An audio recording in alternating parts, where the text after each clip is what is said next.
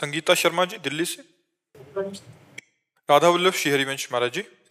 महाराज जी, मेरा सवाल है कि माता पिता की जिम्मेदारी अपने बच्चों के प्रति कब समाप्त होती है, जिसके बाद वो गृहस्थ आश्रम से वैराग्य का रास्ता अपना जब बच्चे पढ़ लिख करके ब्याह योग्य हो गए, उनका ब्याह कर दिया, इसके बाद समाप्त हो जाती है। जब तक बच्चे का ब्याह ना हो तब तक माता पिता का कर्तव्य बना रहता है कि उस बच्चे का ब्याह करें। बच्चा या बच्ची, उसका ब्याह करने के बाद पाणी ग्रहण संस्कार हुआ, फिर आप विरक्त भाव से भजन कर सकते हैं। संसार से आपने संबंधों का काम हो गया, अब हम भगवत संबंध का काम करेंगे। लेकिन जब तक ब्याह नहीं होता तब तक नहीं, तब तक वो कर्तव्य का पालन करना चाहिए। वो भी भगवान की पूजा है, ये भी सृष्टिजनक भगवान की पूजा है। नाम जप करते हुए अपने बच्चों को पढ़ाए लिखाए, उनको स्वस्थ करे, उनके लिए जमीन जायदाद की व्यवस्था करे, ब्याह कर दे, इसके बाद भजन करे। दोनों काम हो गए। भजन करते हुए ये किया, इसके बाद पूर्ण भजन में लग जाए, वो भगवत प्राप्त हो जाएगा। हर्ष जी अहमदाबाद से। राधे राधे गुरु जी। गुरु जी, कभी कभी हमारा मन नाम जप में नहीं लगता है तो हम खुद स्वयं से जोर जोर से नाम जप करने लगते हैं, फिर मन भी शांत हो जाता है। महाराज जी, हमारा प्रश्न है कि हम तो आत्म स्वरूप हैं और मन से भजन करवा नहीं रहे, तो ये अंतःकरण चतुष्टय में से कौन नाम जप कर रहा है? देखो, आपका जो स्वरूप है उसका अभी ज्ञान नहीं, केवल सुना है। अंतःकरण का आपको अभी ज्ञान नहीं, केवल सुना है। क्योंकि अंतःकरण में जब अंतर्मुख होकर के आप समस्त इंद्रियों से अनुभव करोगे तो जानोगे ये बुद्धि है, ये मन है, ये चित्त है, अहंकार है, इनका एक एक का परिचय प्राप्त होता है। जब तक अंतःकरण विषयाकार है तब तक आत्म स्वरूप निर्विकार होते हुए भी जन्मोगे, मरोगे, दुखो, शोक, चिंता, भय, ये सब व्याप्त रहेगा। आत्मस्वरूप तो पहले भी था, अब भी, आगे भी रहेगा। अंतःकरण को सुधारना है हमको। बुद्धि का निश्चय एकमात्र परमात्मा में सुख, मन का निरंतर मनन करना एकमात्र परमात्मा में, चित्त का निरंतर चिंतन करना एकमात्र परमात्मा का, अहम का परमात्मा में पूर्ण समर्पित हो जाना। तो जैसे हमने बताया, निर्मल जल और एकाग्र जल, शांत जल, तो नीचे क्या दिखाई देने लगता है, ऐसे निर्मल और शांत अंतःकरण में भगवत साक्षात्कार होता है, अपनी आत्मा का आत्मबोध होता है। समझ पर? अभी खूब नाम जप करो, जबरदस्ती करवाओ मन से। पहले तो जिह्वा से करना चाहिए, ये वाक इंद्रिय है, इसको शुद्ध करना चाहिए। पवित्र शब्द बोलो, नाम जप करो, कभी किसी को कटु वचन, परुख वचन न बोलो। एक एक इंद्री को पावन करना है। नेत्रों से देखें, सब में श्री भगवान को देखें, कान से सुने भगवान की चर्चा, मंगल में गुण सुने, किसी की निंदा, किसी का पापाचरण नाम सुने। धीरे धीरे हमारी इंद्रियां पावन होगी, अंतःकरण पावन होगा, तो हमें अपने स्वरूप का अपने आप से अनुभव हो जाएगा। बस वही मुक्त हो गया। जैसे भगवान हृदय में बैठे लेकिन सब दीन दुखी परास्त है माया के द्वारा, क्यों? भजन नहीं है।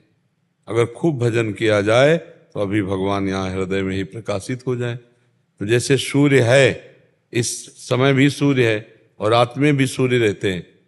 जैसे हमारे यहाँ रात है तो कहीं दिन होती है, तो मृत्यु लोक में सूर्य तो है ही ना, ये सब मृत्यु लोक के अंतर्गत है, देश विदेश। तो कभी हमारे यहाँ रात होती तो कहीं सूर्य उदय होता है, कहीं सूर्य होता है, मतलब सूर्य कभी अस्त नहीं होता, पक्का है ना? सूर्य कभी अस्त नहीं होता, वो प्रकाशित होता ही रहता है। हमारे सामने अंधकार है, ऐसे ही हमारे सामने दुख, चिंता, शोक, भय, माया का अंधकार है। भगवान सर्वत्र व्याप्त है, भगवान सर्वत्र व्याप्त है। अब हमको भजन के द्वारा उसको जागृत करना होगा। जो परमात्मा तत्व सोया हुआ है उसे जागृत कर, जे भी जगह तो आनंद का अनुभव हो जाएगा। आप और परमात्मा तत्व दो नहीं रह जाएंगे। पर भजन, रात आज का सत्संग सुना, स्मृति, हर समय अखंड स्मृति, सबसे बड़ी साधना का स्वरूप है भगवत स्मृति। एक तैल धारावत स्मरण, सेवा करते हुए, अपने कर्तव्य कर्म करते हुए भगवत स्मृति, उसी से अनुभव हो जाएगा। तो ये जो बंधन हुआ है ये मन को हुआ है। कभी आत्म तत्व न बंधा था और न बंधा है, न बंधा रहेगा। इसी मन को सुधार लिया तो परमात्मा स्वरूप थे, हैं, रहेंगे। और मन न सुधार पाए तो जन्म मरण, नाना प्रकार के दुख, क्लेश, चिंता और अन्य योनियों में भटकना, ये सब भोगना पड़ता है। समझ गया? योगेश यादव जी प्रयागराज से। श्री हरिवंश महाराज जी, मन हमें भोगों की ओर गलत कार्यों को करने के लिए प्रेरित करता है और हम ये कदाचित करना नहीं चाहते पर हो जाता है। ये एक ही शरीर में दो प्रकार की मनोवृत्तियां क्यों पैदा करता है देखो, महाराज जी? हम और मन दो अलग हैं? हाँ अलग है, दो अलग, आप और मन अलग है। हमारे मन को जो शासित करते हैं डिपार्टमेंट समझो, जैसे हमारा मन कहता है कि हम घड़ी ले लें, चुपचाप जेब में डाल लें, तो बुद्धि, वो मन नहीं, उस समय बुद्धि कहती है गलत है, चोरी, मारे जाओगे। और अगर बुद्धि मन से मिल गई, कहती हाँ जब उधर देखे तो चुपचाप जेब में डाल लेंगे। बुद्धि निश्चय करती है, निर्णय करती है, विचार करती है। मन संकल्प विकल्प करता है और चित्त उसका चिंतन करता है और अहम उस क्रिया को स्वीकार करता है, मैंने किया मैं करूंगा। आप उसमें नहीं हैं, पर इस समय आप अपने स्वरूप में नहीं हैं, मन में हैं, मन में तदात्म है। इसलिए आपका जन्म मरण हो रहा है, इसलिए आपको पाप पुण्य का फल भोगना पड़ेगा। तो जो हमारा मन विषयों की तरफ जा रहा है वो तुम्हारा ही नहीं जा रहा, सबका जा रहा है। जो आप कहते हो हम नहीं चाहते, गलत बात। हम जो नहीं चाहते वो कभी नहीं करते। हमारे अंदर जिसमें सुख भोग की, जैसे हम एक लाइन में पढ़ा शराब पीना महापाप है, कभी जिंदगी में न पिया, न कोई पिला सकता है, कोई पिला भी नहीं सकता। मार डालो फिर भी ऐसा नहीं होगा, क्योंकि हमें हमारी चाहत नहीं है। और जो अंदर अगर उसकी चाहत है, यार आपके अंदर सुख बुद्धि है तो आप उसे पी लेंगे। मांस खाना कभी नहीं हो सकता। जब तक हमारे अंदर सुख बुद्धि नहीं होगी बच्चा, तब तक हमसे कोई कार्य नहीं होने वाला। आप देख लो, हम चाहते हैं कि गलत हमसे ना हो, लेकिन हमारी अंदर से सुख बुद्धि उसमें है कि इसके भोगने से सुख मिलेगा, इसलिए हमसे पाप बन जाते हैं। विचार करके देखो, ऐसा ही है ना। हमारी बुद्धि में एक निर्णय आता है, दो बुद्धि के विभाग हैं, एक सुमति एक कुमति। सुमति कुमति सबके उर राही, नाथ पुराण निगम असकाही। जहां सुमति तहां संपत्ति नाना, और जहां कुमति तहां विपत्ति निधाना। जहां हमारी बुद्धि में सुमति है वो निर्णय करेगी सही, और जहां कुमति है वो गलत निर्णय करेगी। गलत निर्णय वाली बुद्धि मन के साथ मिल गई तो हमारे ना चाहते हुए भी गलत हो जाएगा।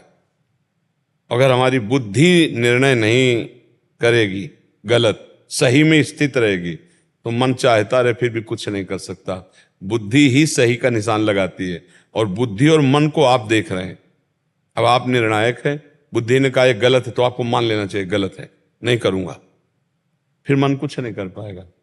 अब बुद्धि ने गलत कहा और अंदर से है कि इसमें सुख मिलेगा, तो आप बुद्धि की बात काट देंगे और आप वो क्रिया कर बैठेंगे। जो हम लोग कहते हैं कि हम चाहते नहीं फिर भी गलत हो जाता है, ऐसी बात नहीं है। हमारी अंदर सुख भोगने की चाहत है तभी हमसे गलत होता है, नहीं जिन बातों को हम नहीं चाहते वो बातें हमारे जीवन में कभी नहीं हो सकती, कभी नहीं हो सकती। समझ पा रहे हो बच्चा? तो हमें थोड़ा नाम जप करके अपनी सुमति को जागृत करना है और कुमति को नष्ट करना है। विभीषण जी कह रहे तौर कुमति बसी विपरीता, रावण से तुम्हारे हृदय में कुमति बस गई, इसलिए विपरीत आचरण करते हो, तुम नष्ट हो जाओगे। विपरीत आचरण करने वाला ज्यादा दिन नहीं टिकता हो, फिर नष्ट हो जाता है। वो कोई न कोई ऐसा फंसाव फंसेगा। नष्ट हो जाने का मतलब है जेल चला जाएगा, कोई भयानक रोग हो जाएगा, मृत्यु हो जाएगी, एक्सीडेंट, कोई न कोई भयानक अपराध बनेगा, उसका फल उसे भोगना पड़ेगा। तो इस कुमति को सुधारो, इसीलिए अध्यात्म में खूब नाम जप करो। नाम जपने से बुद्धि शुद्ध हो जाती है। शुद्ध बुद्धि ठीक निर्णय करती है। ठीक निर्णय सही मार्ग, सही मार्ग सुखी जीवन। पाप करने वाला कभी कोई सुखी या शांत या आनंद में नहीं हो सकता बच्चा। सब दुखी, क्लेश, अशांति को प्राप्त होते हैं। और कुछ लोग तो समझ ही नहीं पा रहे कि हमसे पाप हो रहा है, बस चले जा रहे हैं, क्रियाएं होती चली जा रही, पाप में या पुण्य में, उनको मतलब नहीं कि पाप हो रहा है या पुण्य हो रहा है। समझ पा रहे आप? नाम जप करो, नाम से बुद्धि शुद्ध हो जाती। शुद्ध बुद्धि ठीक निर्णय करती है। ठीक निर्णय करने वाला सही मार्ग पे चलता है। सही मार्ग वाला ही सुखी, संतोषी और शांत पुरुष होता है। प्रमोद दिल्ली से। राधे राधे। राधे राधे गुरुदेव, आपके चरणों में कोटि कोटि प्रणाम। गुरुदेव, क्या हम बाथरूम में फोन लेकर जा सकते हैं? उस फोन में आपके श्री वचनों को सुन सकते हैं? बाथरूम में चला के रख सकते हो, हाँ चला के रख सकते हो कि आप अपना शौच स्नान आदि कर रहे हैं और सत्संग सुन रहे हैं, उसको कहीं ऊंची जगह में रख दिया और पवित्र होके फिर छुआ। क्योंकि फोन ऐसी चीज है कि उसको हर जगह प्रयोग किया जाता है। अगर वो शौच की स्थिति में आपने उसको स्पर्श किया तो फोन अपवित्र हो जाएगा। मतलब थोड़ा पवित्रता का ध्यान रखे तो उससे बहुत बुद्धि शुद्ध होती है। अब आजकल पवित्रता का ज्ञान नहीं रह गया लोगों को। अरे वो तो उसमें शौचालय में ही, शौच में ही, वो स्टैंड पे रखा रहता है। हाँ ऐसे ऐसे ठीक है। आप जब गए पहले उसे चला के रख दिया जो सुनना है, और आराम से शौच स्नान हुए और पवित्र होकर फोन लिया, बाहर आ गए, कोई बात नहीं, ऐसा किया है। और जी मेरे व्यापार में जो कि रजिस्टर का प्रयोग होता है उसमें प्रतिदिन का लेखा जोखा कार्य लिखते हैं, उसके ऊपर हम सर्वप्रथम भगवान का नाम लिखते हैं, क्या ये सही है? अब उस नाम को अगर बाद में अमनिया करके यमुना जी पहुंचावे, गंगा जी पौंचावे या तो भाई जैसे वो काफी समय तक तो रखी रहती हैं, 2 साल 4 साल 5 साल, उसके बाद फिर अभी तो वैसे रखी हूँ तो उनका मतलब आग लगा सकते हैं या फाड़ के। हाँ ऐसा कर सकते हैं। आप भगवान का स्वरूप है अग्नि, आप ऐसा, क्योंकि हमारी प्रार्थना है कि आप लोग सावधान सब रहें, भगवान के रूपों का, भगवान के नाम का अपमान न हो।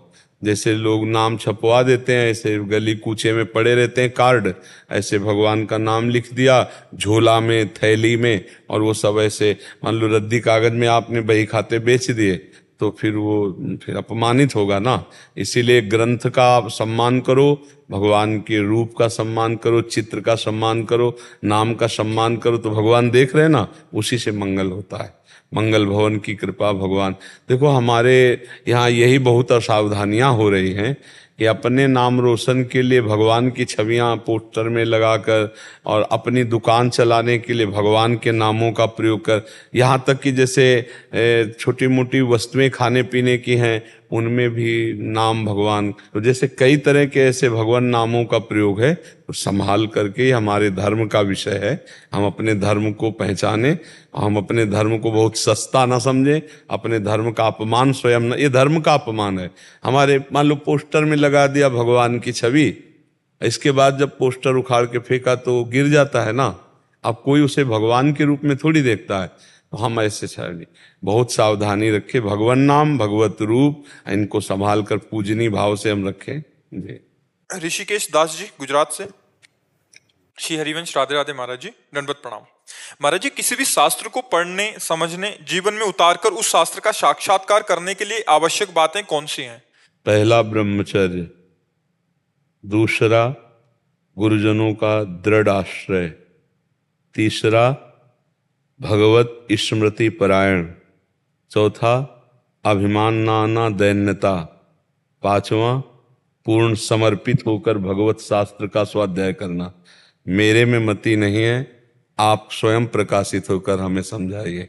अगर ब्रह्मचर्य ठीक नहीं है, शास्त्रों का अर्थ, तभी तो उल्टा सीधा बोलते रहते हैं लोग, नहीं प्रवचनों में उल्टा सीधा बोलते रहते, क्योंकि ब्रह्मचर्य ठीक नहीं है, गुरुजनों का आश्रय दृढ़ नहीं है, स्वयं गुरु बन बैठे, गुरुजनों का आश्रय दृढ़ नहीं है, अहंकार है, विद्या का अगर अहंकार है तो फिर शास्त्र का अर्थ उल्टे ही समझ में आएगा। विद्या रूप महत्व कुल धन जौवन अभिमान, सट कंटक देखे जहां राहे न भक्त निदान, राहे न भक्त निदान स्वांग सब नगर नारी के, विषयीन हाथ बिकाए न रिझवन भतार के। भगवत रसिक जी कहते यदि विद्या का, रूप का, कुल का, धन का, यौवन का अपना महत्व अभिमान है, उसके अंदर ये 6 बड़े बड़े कांटे भक्ति महारानी प्रवेश नहीं करती। और जब तक दैन्यता नहीं आएगी तब तक शास्त्रों का भाव समझ में नहीं आएगा। शास्त्रों के लिए ब्रह्मचर्य, अहंकार का त्याग करके दैन्यता, और इसके लिए गुरुजनों का दृढ़ आश्रय। कोई भी शास्त्र हम तभी समझ सकते हैं जब हम विज्ञ महापुरुषों से सुने। प्रथम सुने भागवत भक्तमुख भगवत वाणी, जो भगवत स्वरूप महात्मा जन हैं, जिन्होंने शास्त्रों के एक एक शब्द का स्वाद लिया है और साक्षात्कार किया है, वो जब बोलेंगे, उनके मुख से सुनेंगे, तब शास्त्र का रहस्य हमारे हृदय में प्रकाशित होता है। तो अहंकार रहित होकर दैन्य भाव से गुरुजनों का आश्रय लेकर के शास्त्र को उस समय साक्षात भगवान का स्वरूप मानकर स्वाध्याय किया जाए, तो शास्त्र ही तुम्हारी बुद्धि में बैठ करके वो अपना अनुभव करा देगा। जब तक ब्रह्मचर्य नहीं, गुरुजनों का आश्रय नहीं, अहंकार का त्याग नहीं, दैन्यता नहीं, और शास्त्रों में भगवत भाव नहीं, तब तक नहीं। शास्त्रों में भगवत भाव देखना हो तो गुरुवाणी का कैसे सम्मान करते हैं सिख भाईजन, ये देखिए आप। अगर शास्त्रों का सम्मान देखना है तो वहां देखिए कैसे गुरुवाणी का सम्मान, चंवर डुलाते हुए, हाथ जोड़कर ऐसे गुरुवाणी जी का पाठ करते हैं, हाथ जोड़कर खड़े होकर। और जब गुरुवाणी जी चलती है तो आप देखो कितना समुदाय उत्सव आनंद मनाते हो। हम अपने ग्रंथों को, अपनी सद्वाणियों को कैसे विचार करके देखिए कि मतलब कैसा आदर का, ऐसे पढ़ा ऐसे रख दिया, वस्त्र के द्वारा आवेष्टित भी नहीं है और किसी वस्त्र का आसन भी नहीं दिया, तो भला शास्त्र उसके हृदय में स्फुरित होगा, शास्त्र का भाव स्फुरित होगा। तो शास्त्र तभी समझ में आते हैं। श्री सुखदेव जी एक बार केवल भगवान व्यास देव जी ने पढ़ा, सब याद हो गया, क्योंकि बाल्यावस्था से बैरागी, ब्रह्मचारी और भगवत स्वरूप में स्थित। तो शास्त्र ये सब भगवत स्वरूप है। आजकल जो त्रुटियां हो जाती हैं उसके यही कारण है, ब्रह्मचर्य की हानि, गुरुजनों के प्रति दृढ़ आश्रय नहीं, अहंकार का त्याग नहीं, दैन्यता ने, शास्त्रों को भगवत स्वरूप न मानना। इन कारणों से शास्त्रों का रहस्य, शास्त्र बहुत गुप्त है। शास्त्र जैसे कहता है कि आप उत्तर की ओर चलो, अब इसके बाद जो मुड़ना है वो नहीं बोलेगा, वो गुरु बोलेगा कि उत्तर की तरफ से पश्चिम की तरफ मुड़ना, फिर सामने जाकर फिर उत्तर की तरफ चलना है। अब वो सीधा उत्तर की तरफ चलेगा, नहीं पाएगा, शास्त्र का रास्ते नहीं। जैसे पहले राजा लोग अपनी संपत्ति को छुपाने के लिए भूल भुलैया का मार्ग रखते थे और इसके बाद वो संपत्ति का स्थान रखते थे, तो उस मार्ग को वही पार कर सकता है जो उसका ज्ञाता है, अन्यथा वो घूमता रहेगा, वो संपत्ति तक नहीं पहुंच पाएगा। तो जो रसमय ग्रंथ हैं, जो भगवत स्वरूप ग्रंथ हैं, इसके आचार्य और गुरुदेव ही ज्ञाता हैं। अगर उनके चरणों में उनकी आराधना करके तो आप संपत्ति तक पहुंच पाएंगे, शब्द ब्रह्म का अनुभव कर पाएंगे। नहीं तो आप केवल ऐसे बोलते रहिए, ना आपको समझ में आएगा और ना दूसरों के समझ में आएगा। वो बस बैठे हैं, बस सुन के चल दिए, आप सुना दिए, और अंतर ना आप में पड़ा ना सामने वाले में पड़ा, क्योंकि आपने अनुभव ही नहीं किया। अनुभव गम्य भजें जय संता, जब अनुभव करके बोला जाता है तो फिर ऐसे मौन रहे, बोले ना, जब बोले तो हृदय की ग्रंथि खोले, तब माना गया कि शास्त्र का स्वाध्याय हुआ है। वो तभी होगा जब हमारा निरंतर भगवत चिंतन दैन्य भाव से, गुरु चरण आश्रय बहुत आवश्यक है। और आजकल सबसे ज्यादा घाटा इसी बात का हो रहा है कि गुरु चरणों का आश्रय नहीं रखा जाता। अहंकार इतना प्रबल हो जाता है कि हम स्वयं बहुत जल्दी अपना प्रचार प्रसार करते हुए सिद्ध बनना चाहते हैं, इससे बहुत बड़ी हानि हो जाती है। गुरु चरणों की दास्ता के बिना ना पाई है बिन स्वामी अकेले, यहां तक लिख दिया विपिन बसत बैराग जित जो लड़काई खेल। अगर वृंदावन वास कर रहा है, बड़े तपस्वी है, बड़ा बैरागी है, लेकिन स्वामी जी महाराज के चरणों का आश्रय नहीं लिए, आचार्य गुरुजनों का आश्रय नहीं लिए, तो ना पाई है, ना पाया है और ना आगे पाएगा, बिन स्वामी अकेल।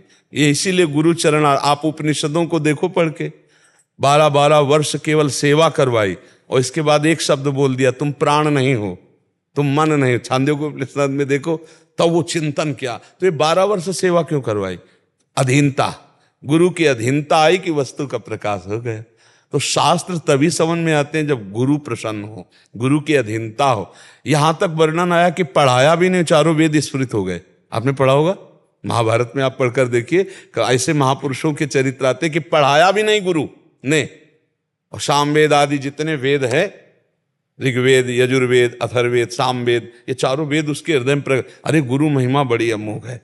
गुरु चरण आश्रित होकर के सब बात बन जाती है, अहंकार का भी नाश हो जाता है, संयम नियम भी बन जाता है। और आज का जो समय चला है ब्रह्मचर्य के लिए बहुत हानिकारक है। इस समय ब्रह्मचर्य की सबसे ज्यादा हानि हो रही है। और बिना इंद्रिय संयम के फिर नरसिंह मेहता जी कहते, काछ वाछ मन निश्चल राखे, धन धन जननी तेरी रे।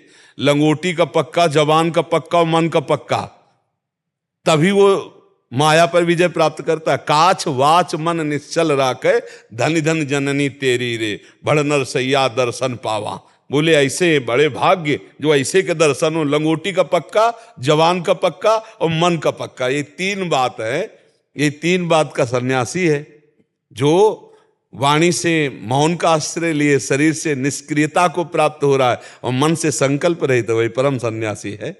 तो इसलिए हमें गुरुजनों का आश्रय लेकर शास्त्र का अर्थ समझना चाहिए। वो शास्त्र स्वयं अनुभव में आ जाएंगे, साक्षात्कार हो जाएगा जब हम ऐसे चलेंगे। आप समझ पा रहे जी?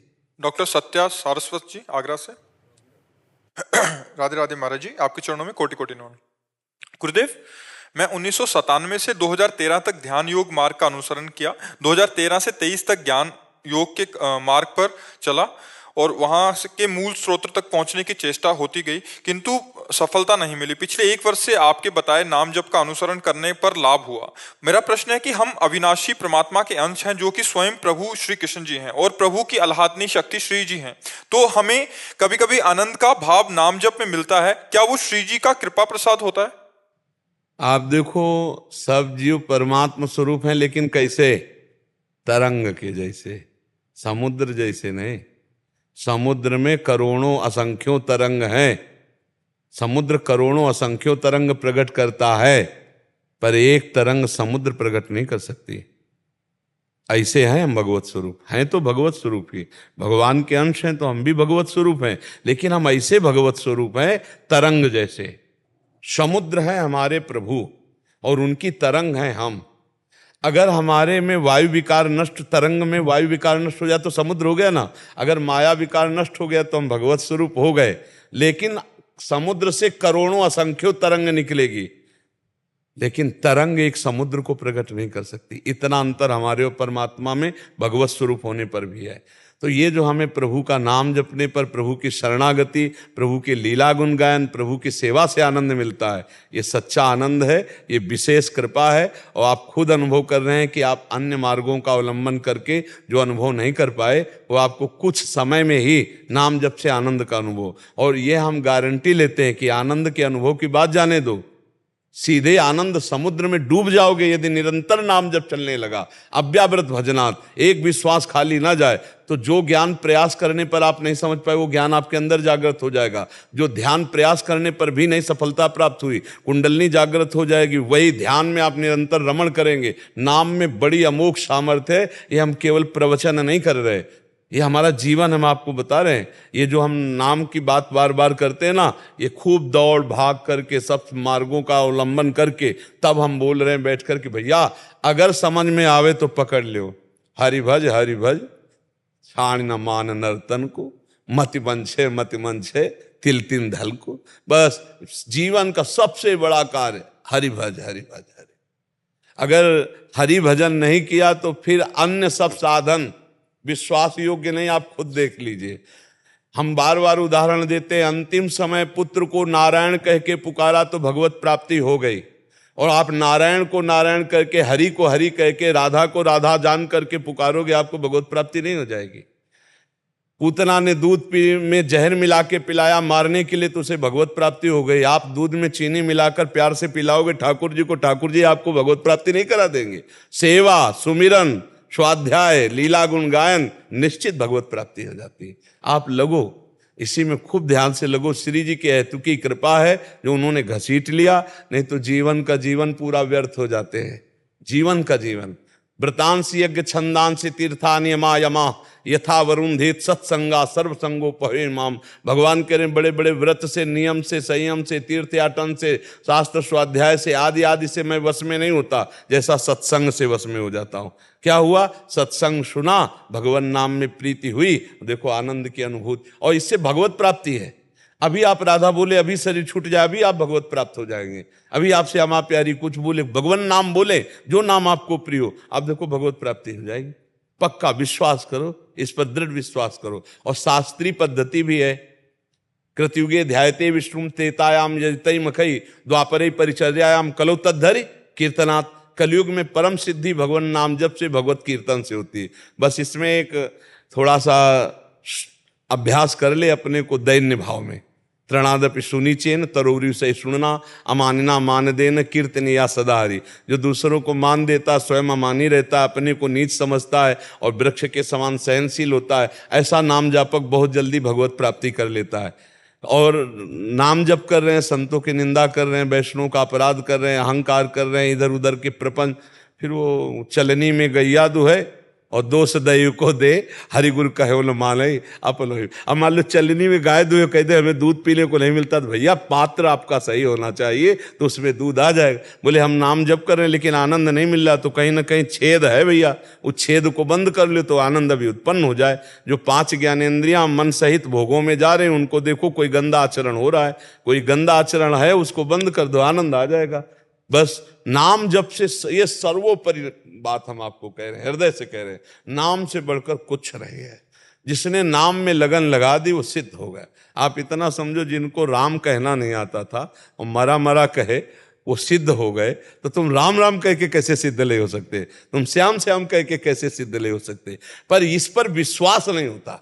खास बात है कि आप कठिन साधनों की तरफ तो आपको मन लगेगा, लेकिन सहज सरल परमानंद प्रदान करने वाले नाम का निरंतर चिंतन करें, ऐसा कोई भाग्यशाली होगा जिसको विश्वास हो जाए। और विश्वास हो गया तो भगवत प्राप्ति हो गई। खुली बात है, नाम जप से भगवत प्राप्ति निश्चित। अगर 100 बार नाम जप किया है और आपको भगवत प्राप्ति नहीं हुई किन्हीं कारणों से, तो अगली बार जो होगा वो 99 से नहीं शुरू होगा, वो 100 के ऊपर शुरू होगा। इतना महामहिम नाम है। एक तो नाम जप करने वाले को दुर्गति ही नहीं, नामे भक्ता प्रणश्यति भगवान कहते हैं। पर अगर कोई ऐसी चूक भी हो जाए तो जहां से भजन रुका है वहीं से भजन उसका चलेगा, भजन कभी नाश नहीं होता। आप 10 वर्ष नाम जप किए, आपके भागवतिक बैंक में जमा, वो आपको परम मंगल परम पद प्रदान करेंगे, हानि नहीं हो सकती, आपका कभी किसी भी तरह से अमंगल नहीं हो सकता। नाम जापक सदैव परमानंद को प्राप्त करता है। जितने बड़े बड़े सिद्ध महापुरुष हुए हैं वो गुरु प्रदत्त मंत्र और नाम से ही हुए हैं। महाराज जी, आपकी कृपा से वाणियों का भी अध्ययन करता हूँ। कभी कभी वाणी पाठ विशेषक श्री 84 जी में अर्थ समझ ना आने पर भी आनंद का अनुभव होता है। हाँ, हमें लगता है अर्थ समझने की अभी कोशिश ना की जाए। जैसे जो हमारे वृंदावन नित्य विहार के जो वाणी हैं, जो सद ग्रंथ हैं, इनको जब तक देह भाव है, स्त्री पुरुष भाव है, तब तक हमें लगता है गायन करना चाहिए, अर्थ नहीं पढ़ना चाहिए, अर्थ का चिंतन नहीं करना चाहिए, क्योंकि ये चिदानंद का प्रेममय विलास है। चिदानंद में 5 भौतिक शरीर नहीं होते, जैसे आपके हमारे 5 भौतिक शरीर है, स्त्री पुरुष चिन्ह है, चिदानंद में नहीं होते। अब चिदानंद को, विलास को अगर हम 5 भौतिक देहधारी स्त्री पुरुष मान करके देखें तो बहुत बड़ा दोष हो जाएगा। इसलिए वाणियों का गायन कर मात्र से वो स्थिति प्राप्त हो जाएगी। जैसे केलिमाल जी हैं, चतुरासी जी हैं, ये बड़े बड़े महान आचार्यों ने जो एक वाणी जी रची, एक एक शब्द महान प्रिया प्रीतम की प्राप्ति कराने में समर्थ है, पर अर्थ ना पढ़ना चाहिए। जब तक हमारी भावना रसिक महापुरुषों की प्रसादी भावना से युक्त नहीं होगी, मान लो उन्होंने जो स्वाद लिया प्रिया प्रीतम बिहारी बिहारी जी का, और वो जो हमें भावना दे रहे हैं, और हम फिर उसी दासी भाव से, चरी भाव से, तब फिर हमें, अगर हम ऐसे पढ़ेंगे तो फिर भाव में कमी आ जाएगी। इसलिए पाठ करो, सिद्धांत के अर्थ पढ़ो, जो सिद्धांत है ना उसके अर्थ पढ़ो। कुछ लीलाएं ऐसी सहज सरल हैं जिनके अर्थ पढ़ने में कोई हानि नहीं। जो प्रिया प्रीतम के नित्य विहार की है, उनके अर्थ मिल भी जाए तो नहीं पढ़ना चाहिए, क्योंकि प्रिया प्रीतम के दिव्य विलास को समझने के लिए हमारे पहले वनिता पुरुष भाव मिट जाए, सेवै ललितादिक के भाई।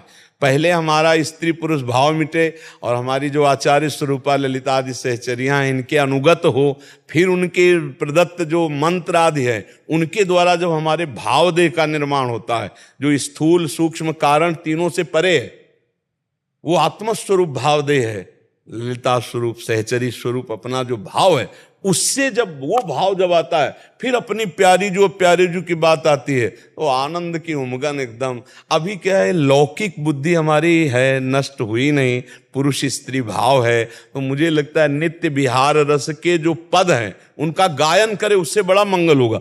अर्थ में कहीं उसकी बुद्धि पार्थिव ना हो जाए, पार्थिव बुद्धि ना हो जाए, क्योंकि सच्चिदानंद में ये विलास है नहीं, और पार्थिव विलास बुद्धि सच्चिदानंद में भी पार्थिव देखेगी तो उसमें दोष हो सकता है। क्योंकि नित्य विहार रस तो बहुत ही ये सिंगिनी का दूध है।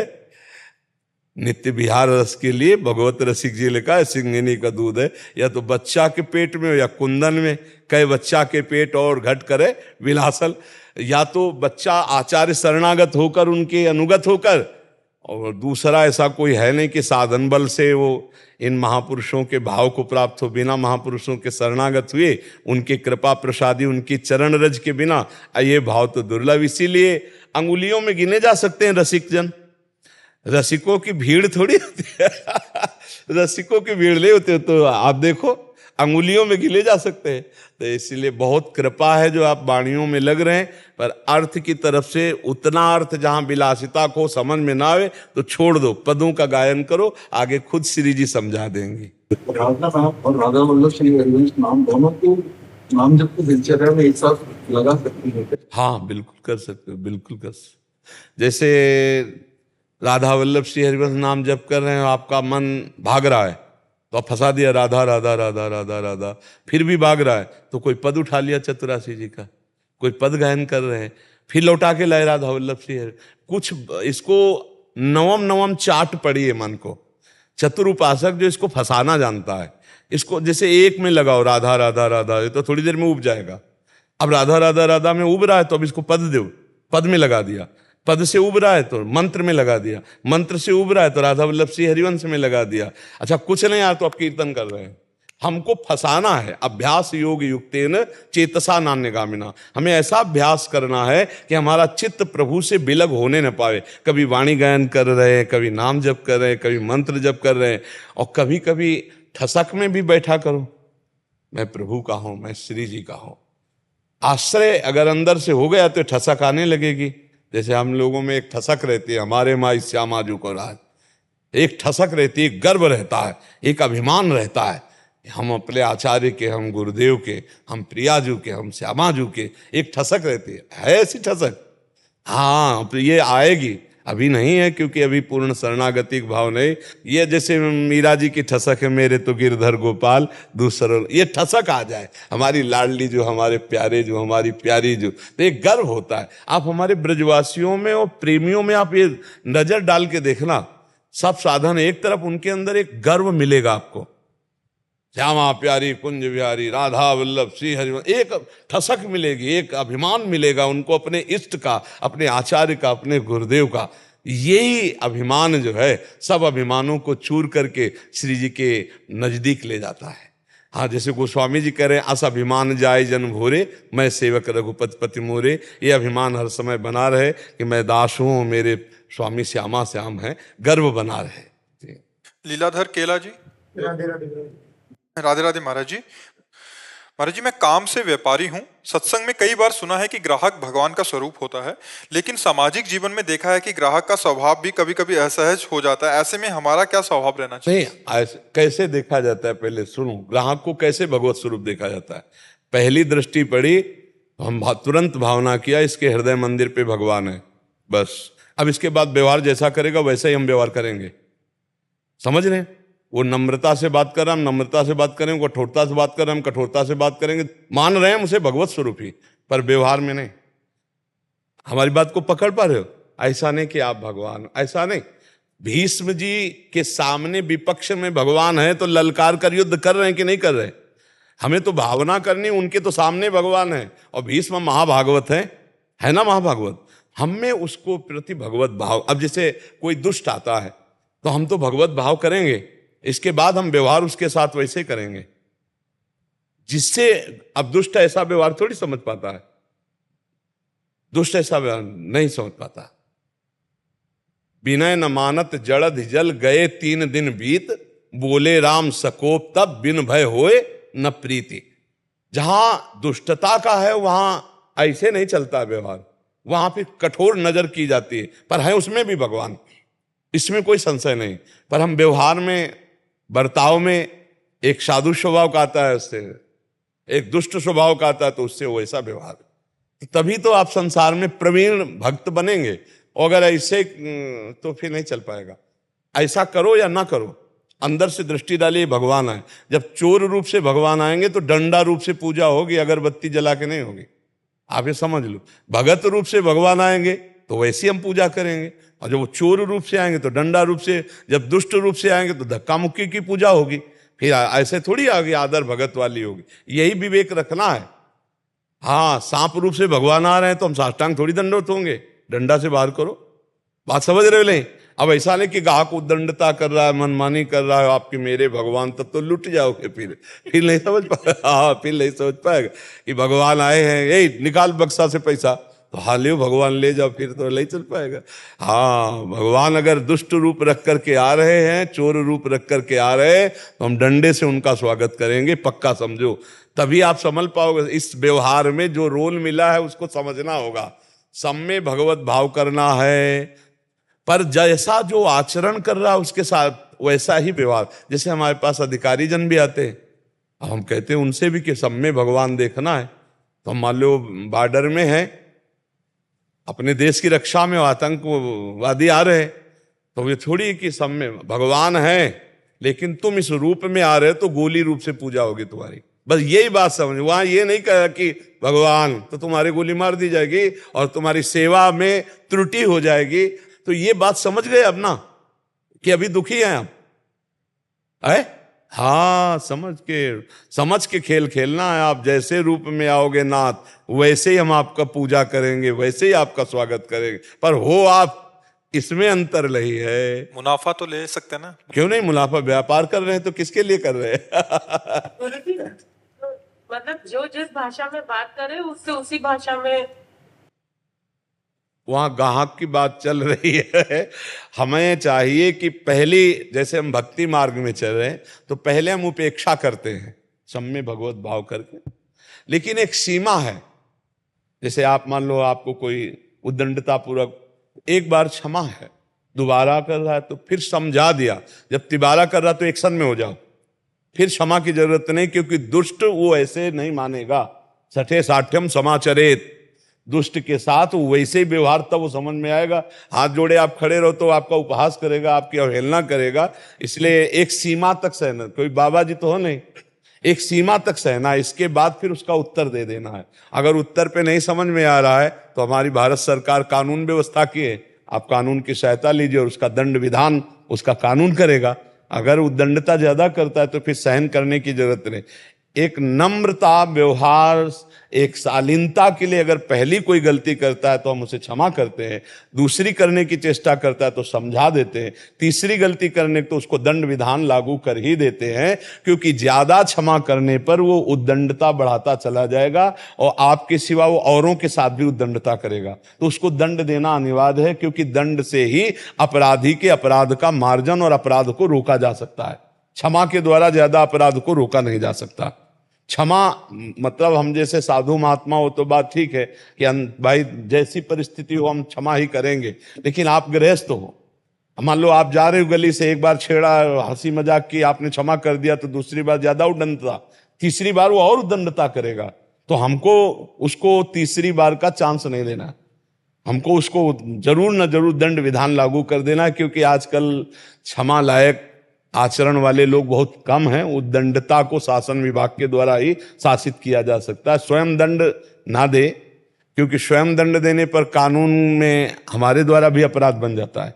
जो हमारी कानून व्यवस्था है, तो ऐसी स्थितियों में हम कानून का सहयोग लें। आजकल तो मोबाइल रहता है, तुरंत नंबर करो और पुलिस का सहयोग मिल जाता है, ऐसा है। पर ज्यादा सहन करने की जरूरत नहीं है। पर ये हम दुष्ट पुरुषों के लिए कह रहे हैं। अपने से पूज्य पुरुष, जैसे घर में आप सास ससुर है, उनके साथ ये व्यवहार मत लागू कीजिए। क्योंकि अगर वो वयोवृद्ध हैं तो उनकी बुद्धि शिथिल हो गई है और वो थोड़ा कटु वचन बोलते हैं, तो आपका कर्तव्य है कि उनको समय पे भोजन दें, समय पे उनकी व्यवस्था करें और उनकी कटु वचनों को ना सुने। क्योंकि उनकी स्थिति जो वृद्धावस्था होती है ना, इसमें स्थिति थोड़ा बुद्धि कमजोर हो जाती है। आप सेवा करोगे वो आपको कटुवचन करेंगे, आप सेवा करोगे वो आपकी निंदा करेंगे कि कुछ नहीं करती, पर आपको सहना होगा और उनकी सेवा करनी होगी। ये हम बात कह रहे हैं जो दुष्ट स्वभाव के लोग होते हैं उनकी। हाँ, अगर ऐसी कहीं दुष्टता पाई जाए किसी में भी तो विरोध कर देना चाहिए। अगर ऐसी दुष्टता पाई जाए तो फिर विरोध कर देना चाहिए। पर असमर्थता में वो अगर ऐसी है तो हमें उन सेवा करनी चाहिए, अपने पूज्य जनों की, अपने गुरुजनों की, वृद्ध जनों की। अमित जी, राधे राधे। महाराज जी, आपके चरणों में कोटि कोटि प्रणाम।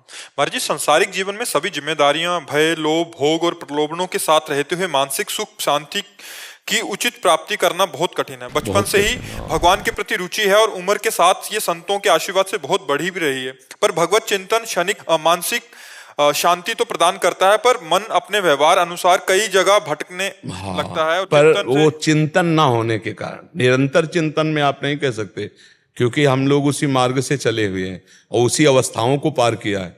11, 14, 15, 16, 17, 18, 19, 20, 21, 22, यही तो सब अवस्थाएं हैं उद्दंडता की। तो ये सब पार किए, मन को देखा भी। वो तब हमको परेशान करता है जब भगवत चिंतन रहित हम होते हैं। हमारा भगवत चिंतन से सुख लेने का भाव हटकर जब हम विषय भोगों का चिंतन करते हैं, खास बात चिंतन में सुख होता है बच्चा। जैसे हम कह रहे हैं राधा राधा राधा, हमारा चिंतन भोग का चल रहा है, भजन चल रहा है, लेकिन सुख नहीं मिलेगा। सुख होगा जब मुख से राधा और चिंतन भी राधा का हो, चरणारविंद या नाम का चिंतन। तभी जब हमारा चिंतन विषय सुख का होता है, तब फिर नाम में सुख नहीं मिलता और मन अशांत हो जाता है। आप समझ पा रहे? महाराज जी, जैसे गृहस्थ हो, बेटा है, पत्नी है, जिम्मेदारियां हैं कई चीजों में, तो वो भोग की तरफ सिर्फ नहीं है, कई सारा भय भी है उनके प्रति। बच्चा वो सब भोग के अंदर ही आता है। जितनी कामनाएं वो सब काम के अंदर आती है, जितनी बात आती है वो सब विषय के अंदर आती है, सब भोग के अंदर आती है। कुछ धर्ममय भोग हैं, कुछ अधर्ममय भोग हैं। भोगों का तात्पर्य एक जनेंद्री के भोग से ही नहीं होता, हर इंद्रियों के भोग से होता है। तो हम बहुत धैर्यवान बनकर अपने कर्तव्य का पालन कर रहे हैं। जो हमारे आगे समस्याएं हैं उनका निदान करने के लिए हम नाम जप करते, तो हम विवेकवान हैं, हम कोई संसारिक आदमी नहीं। पहले तो छोड़ो कि आप संसारिक गृहस्थ हो, आप भगवान के भक्त हो, आप विवेकवान बनकर हर समस्या का समाधान हो सकता है। कौन सी ऐसी समस्या जो संकट में फंसा सकती है, आप हमें बताइए। अगर हम संकट की रचना करेंगे तो संकट में फंस जाएंगे, नहीं कोई संकट नहीं। अपने अनुसार बेटी बेटा को पढ़ाओ, अपने अनुसार बेटी बेटा की योग्य वर और कन्या देखो और ब्याह करो। अब वहां आपकी स्थिति है लाख में, अब देखोगे करोड़ों में तो परेशान तो हो ही जाओगे। आप अपनी स्थिति के अनुसार चलो तो सुख की प्राप्ति होगी। और भगवान को उनको करोड़पति बनाना है तो बना ही देंगे। अपने जीवन के लिए भगवान ने दिया है ना, कुछ खेती होगी, कुछ व्यवस्था भगवान ने दी है। कुछ नहीं दी है तो हम लेबरी करके 500 रुपया तो ला सकते हैं, परिवार को चला सकते। चिंता क्या करना, हम लेबरी करते हुए नाम जप करेंगे, नाम कीर्तन करते हुए अंदर अंदर हम लेबरी करेंगे, 500 रुपया ला के घर परिवार को चलाएं। चिंता क्या करना, आगे पूरा विश्वंभर पूरे विश्व को चला रहा है, तुम्हारे परिवार को भी वो पोषित करेगा। आज शरीर न रहे तो क्या परिवार तुम्हारा पोषित नहीं होगा क्या? विचार करके देखो। वही है जो मतलब वो चिंतन से चिंता की तरफ मन जो जाता है। नहीं, बिल्कुल चिंता, सत्संग से ही चिंता का नाश होता है। आप सत्संग के वचनों को बार बार सुने और उसको अपने हृदय में धारण कर। चिंता क्या करना, भगवान हर व्यवस्था करते हैं। जब आपको अनुभव होने लगेगा ना, तो आप भी यही भाषा बोलने लगेंगे जो हम बोल रहे हैं कि चिंता नहीं करनी, हर व्यवस्था वो कर देते हैं। कैसे हम तुम्हें बताएं, पूरे जीवन में कदम कदम पर उनकी कृपा को देखा है, उनकी कृपा को देखा है, हर कदम देखा है। लाखों घटनाएं ऐसी हैं जो भगवान के भरोसे हो जाने पर जो धन से नहीं किया जा सकता था, वो उनकी कृपा से सर से हो गया। भगवान का बहुत बड़ा बल है बच्चा। अपने लोग अहंकारी जीव हैं, इसलिए भगवान का बल नहीं रखते, अपने आप सब व्यवस्था हो जाती है। तो हमें लगता है भगवत आश्रित हो जाओ, खूब अपने कर्तव्य का पालन करो, चिंता न करो, नाम जप करो, सब आनंद रहेगा। पर ये संसार के जीव अहम में स्थित होने के कारण चिंता परायण रहते हैं, शोकग्रस्त हो जाते हैं। समझ में आ रही है आपकी बात? भगवान पे छोड़ के बस नाम जप। अपने कर्तव्य को करते रहो, कर्तव्य को करते रहो और नाम जप करते रहो। कर्तव्य को ना छोड़े। कायर बनने की बात हम कभी नहीं कहते, कर्तव्य का पालन करो। भगवान ऐसे कर्तुम है कि वो अपने आप सारी व्यवस्था कर देते। विश्वास मानिए, हम अहंकार से जो नहीं कर पाएंगे वो कृपा से बहुत जल्दी हो जाएगा। ऐसे ऐसे व्यवस्थाएं बन जाती है, हम तुम्हें कैसे बताएं। क्षण क्षण में व्यवस्था बन जाती है, क्षण क्षण में व्यवस्था। बिल्कुल सच्ची मानो। नरसिंह मेहता जी देखो, उनके चरित्र को पढ़ के देखो, और भक्तों के भक्तमाल तो भरी पड़ी गृहस्थ चरित्रों से। इसलिए भगवान आश्रित होकर के भगवत चिंतन परायण रहो, चिंता मत करो, सब ठीक हो जाएगा। और ये भी ध्यान रखो, इसका नाम मृत्यु लोक है, यहाँ सब कुछ नाश होगा। दोनों बातें हम आपको बता रहे हैं कि ये भी ध्यान रखो, इसका नाम मृत्यु लोक है, यहाँ शाश्वतम सब नाश होगा। दुखालयम अशाश्वतम, यहाँ सब मरेगा, सब नष्ट होगा। इसलिए पहले से तैयार रहो। जो बिछुड़े उनको बिछुड़ने दो, जो मिल रहे हैं उनका स्वागत करो, नाम जप करो। जैसे भगवान जीवन यात्रा चला रहे, चलने दो, और अंतिम परिणाम मंगल होगा, अंतिम भगवत प्राप्ति हो जाएगी। अगर नहीं ऐसा चलोगे, भूल कर दोगे, तो संसारिक चिंतन में वृत्ति आंतरिक फंस जाएगी। फिर अगला जन्म होगा, फिर बार बार जन्म, बार बार मरण। ये कब तक भोगेंगे? पुनरपि जननम पुनरपि मरणम पुनरपि जननी जठरे शयनम। इसलिए वीना गोयल जी, श्री हरिवंश। गुरुदेव राधे राधे। श्री हरिवंश, प्रभु, यदि साधक भगवत प्राप्ति करना चाहता है और पूर्व जन्मों के किसी अपराधवश कोई शारीरिक रोग भजन में बाधा आज हो, हाँ तो उपाय? पहले इसका उत्तर ले लो। आज का सत्संग सुना? आज के सत्संग में था भगवान आपके वर्तमान के देखते हैं, पूर्व जीवन को नहीं देखते। तो आपने सुना सत्संग? आज सुना? नहीं सुना, इसलिए प्रश्न किया। सत्संग एक अमूल्य वस्तु, यदि सुने तो प्रश्न ही न रह जाए। ध्यान दो, सत्संग में आज एक वचन था कि भगवान वर्तमान के जीवन को देखते हैं, पूर्व के जीवन में नहीं। ये कितना पापी रहा है, नीच रहा है, ये नहीं देखते। अभी मेरा भगत है, भजन कर रहा है, ये देखते, इसी से कल्याण हो जाता है। पूर्व के पाप तो भगवान के शरणागति से नष्ट हो जाते हैं। भगवान पूर्व को नहीं देखते, वर्तमान के संबंध को, वर्तमान के भजन को, वर्तमान के आचरण को देखते हैं। इसीलिए कोई भी भगवत प्राप्ति कर सकता है। कि मान लो हमारा पूरा जीवन गंदी बातों में व्यतीत हो गया, आज से हमें पश्चाताप हुआ, सत्संग सुना, आज से भजन शुरू कर दिया, तो आज से हमारी भगवत प्राप्ति की यात्रा शुरू, हमें भगवत प्राप्ति हो जाएगी। क्योंकि आज से हम शुरू किया नाम जप करना, किसी भी श्वास में नाम जप करते हुए शरीर छूटा, भगवान की प्राप्ति हो जाएगी। तो ये आप विश्वास मानो, भगवान वर्तमान के भजन को देखते हैं, पूर्व की बात आज सत्संग में सुना था ना। हाँ, सत्संग अगर ध्यान से सुनो तो काफी प्रश्नों का उत्तर सत्संग में मिल जाएगा। और शारीरिक रोग हो तो महाराज जी, भजन में जो बाधा होती है पूर्व के कर्मों के अनुसार, तो उससे मुक्ति करके कैसे? नहीं, शरीर में ज्यादा प्यार करने से परेशानी होती है।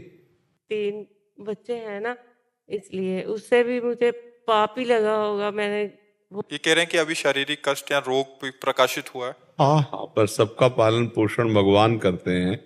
मान लो जिनके माता पिता पधार जाते हैं तो उनकी संतानें ऐसा थोड़ी कि वो बड़ी नहीं होती, उनका पालन पोषण नहीं होता, वो फुटपाथ में आ जाते हैं, ऐसा नहीं। भगवान सबका यथा योग्य कर्म के अनुसार भरण पोषण करते हैं। जितना आपसे बन सके उतना कीजिए, नहीं आप देखिए अपने आप सब होगा।